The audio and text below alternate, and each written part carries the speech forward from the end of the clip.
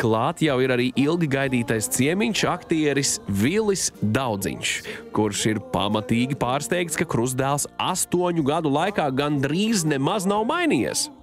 Nu, labdien! Labdien! Labdien! Labdien! Priecājos. Nu, redzi, kāds tu esi simpātisks.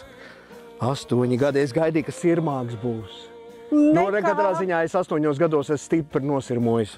Bet tu nemaz? Kādā vispār sakarā? Kā vispār tā drīkst? Ko? Murmuli. Kā ir sirmas vai cik labi? Nu, paldies, viss māk.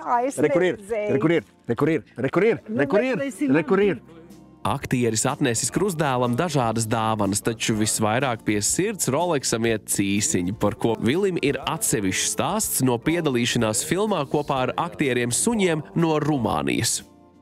Ārvārds sakot, tie brīnum cīsiņi.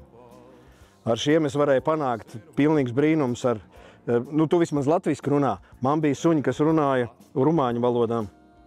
Nāksi, draugi? Ej, ja tev cīsiņi ir? Jā, uz cīsiņiem visi ir meistari.